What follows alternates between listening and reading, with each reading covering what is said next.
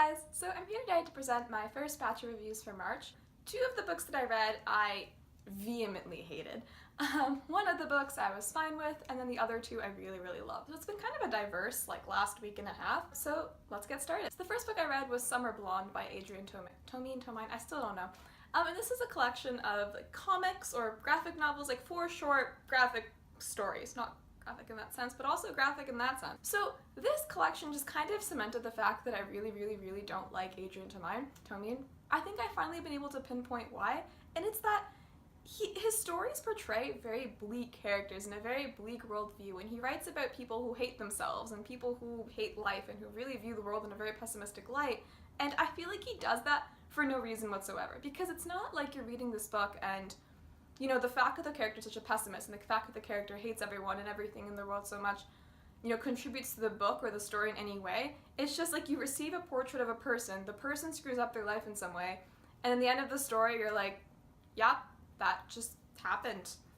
And that's it. So I always just feel like his stories have no point. I feel like his writing has no point. I feel like his characters have no point, and maybe I just don't get it. Yeah, I don't know why I really felt inclined to read this after disliking shortcomings, but I figured people liked this, so I thought I'd give it a try. But yeah, I really don't like it. So if you're not really into needless pessimism and a lot of self-indulgent self-loathing, then I don't think you'll really like this book. And then after that, I finished Hamlet, which I've been reading for school for a while. I liked it. I really liked the way I studied Hamlet in school. I thought it was really interesting. I think there's a lot of themes to really take from the play. I think there's a lot to analyze. The actual reading of Hamlet I didn't find particularly enjoyable, but I don't tend to find reading Shakespeare enjoyable. I haven't actually seen any of his plays acted out, and I really think that might contribute to my enjoyment of them. I've seen the movie version of Hamlet in class as well, and that was fine. I don't tend to like movies or dramatic movies. I didn't have a particularly emotional experience reading Hamlet, but I think coldly analyzing it was fun for me. So if you didn't know, Hamlet is the story of Hamlet, the Prince of Denmark, whose uncle kills his father and then subsequently marries his mother, and then the play goes on for there. And if you're looking for a action-packed, Shakespeare, stabbing fest, it takes a while to get to that point. It's a very slow play. It's a very long play. I didn't feel particularly emotionally connected to the play, but I think that's honestly partially just because I read it for so long in such small segments and I never really got the chance to truly immerse myself in it.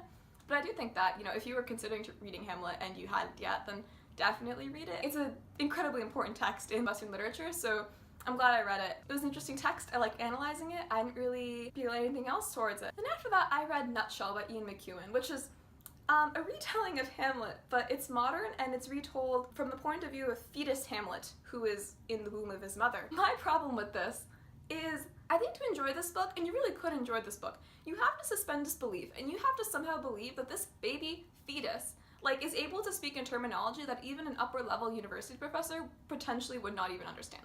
This is the most pompous fetus that I've ever encountered in any kind of branch of literature ever, which doesn't say that much, yes, but I just despise this fetus. Oh my god. It just reached the point where I could not suspend disbelief. For every 2 pages, or honestly every half page, every few sentences, the baby would say something. And I'd be like, you're a baby. Or there's just these little things. Or for example, the baby's mother puts on headphones, and so baby Hamlet listens to different podcasts about the world, and he hears different lectures about current events and global affairs and philosophy. And all this time, I don't care what you're saying, you're a fetus. I cannot possibly suspend disbelief and somehow believe that this fetus is capable of interpreting these affairs, and it just bothered me. And again, I see how you could enjoy this, but then there'd be moments like that, or there'd be moments where, this is just ridiculous to me, where the mother would occasionally drink wine, and the way this fetus describes wine, a 40-year-old wine critic would find nothing to critique with this analysis of the deep, subtle notes of a wine from this fetus. I'm just gonna read a quote about the baby talking about alcohol. The baby says,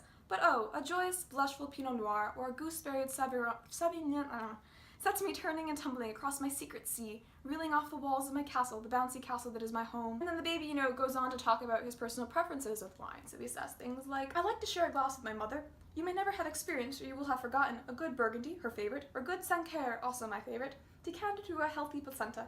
Even before the wine arrives tonight, Jean-Max Roger Sancerre at the sound of a drawn cork, I feel it on my face like the caress of a summer breeze."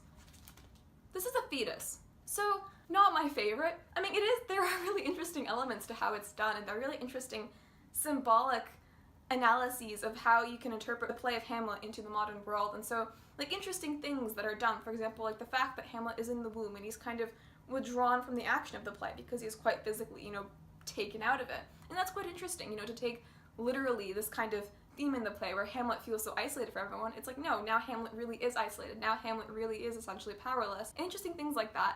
His relationship with his mother, I guess, taken an interesting light because, he has an oddly close relationship with his mother in the play, and so here you go. I mean, they're oddly close now, but he is in the womb, so it's kind of acceptable. Yeah, so I hated Nutshell. I really, really hated it. But I see how you could enjoy it. I really see how someone who is okay with that kind of writing and someone who can suspend disbelief and believe that a fetus, is capable of critiquing fine wine and discussing global affairs. I, however, am not. And the next thing I read was Half of a Yellow Sun by Chimamanda Ngozi Adichie. Okay, so this is actually pretty exciting because now that I've read this, I'll have read all of her novels, except for We Should All Be Feminists, but does it count? No. So it's kind of exciting. I'm excited to actually go back and reread all of them again because I should really, really love her. She's one of my favorite writers. And this novel hit hard. I think I'll actually be doing a kind of spoiler-esque discussion of the book only because I need to stand in front of a camera and just talk about this book. I need to tell someone about this book and maybe hopefully discuss it. It was really good. This novel is set in Nigeria during the Biafran War. So before the war, during the war, and then just after the war. In case you didn't know, the Biafran War was the Nigerian Civil War in 1967, and it was kind of a big deal. I might be wrong on this, but over 1 million people died, and I didn't even know what it was, which I think is maybe not the point of the book, but that's a really interesting thing to take in, where this is something that has critically shaped Nigeria, a very powerful, relatively large, important country, and I had no idea what this was. And I don't know if that speaks to my own lack of education, if that speaks to my education system, if that speaks to the things I surround myself with, but I just found it so shocking that I had no idea what this giant war was that happened, 40 years ago? Like 45 years ago, and I had no idea what it was. So this novel follows a cast of characters, so Alana, her twin sister, Alana's lover, Alana's twin sister's lover. I use the word lover because they did, so that makes it okay. As well as Alana and her lover's houseboy. It talks about their relationships. It talks about their relationships before the war, who they were as people before the war, who they were during the war, who they were after the war, how the war shaped and changed them, the hopes they had for the new country that they had wanted to form. And it discusses a lot of really interesting, fascinating things that I didn't really know a lot about or understand before. It's a really, really fascinating study of how the British occupation of Nigeria destroyed a lot of the culture that was in that country. And this was a really interesting look into, what it means to be Nigerian, what it means to be Igbo, what it means to tell your own story. I don't want to go into it too much because, again, a lot of things I want to say and discuss are filled with spoilers. I would absolutely recommend it. This was, I think, my favorite book of hers. I loved Americana, but I think this was more powerful, maybe simply because of the scope, because it wasn't about one woman's experience, this was about a nation's experience and how that nation's experience was embodied within a particular family. Because I think that is often the best way we can explore history, is through singular narratives, or small numbers of narratives, because that's how we can actually understand and contextualize history. I love this book. I would absolutely recommend anyone read it. Then after that, because Half of a Yellow Sun left me sobbing and crippled and broken, I decided to read something lighter. So I picked up Where Am I Now by Mara Wilson, who, if you don't know, I mean you probably do, Mara Wilson is the actress who played Matilda. She played Mrs. Doubtfire, Miracle on 31st, 27th, I don't know, Miracle on some kind of numbered street. She was a child actress for a number of years until she gradually sort of phased out of acting and kind of came out of the industry and, moved on to other things in her life. And this is just her memoir, and I really enjoyed it. I love her writing. I just feel like she has this really strong voice, this really wonderful way of expressing things that are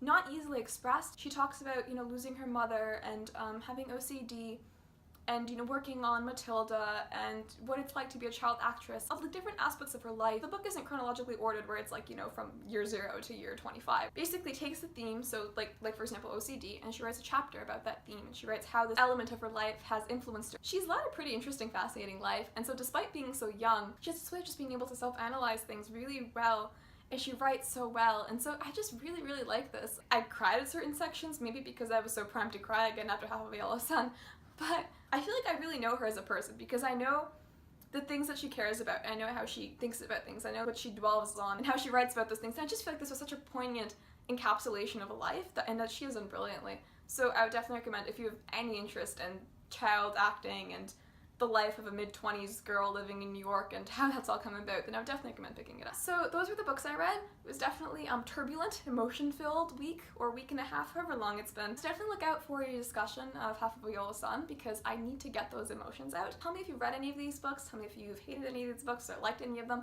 If you've read Nutshell, please let me know what you thought because I just want to discuss this book with someone who likes it. I need some kind of opposing perspective. Again, thanks so much for watching and have a good day.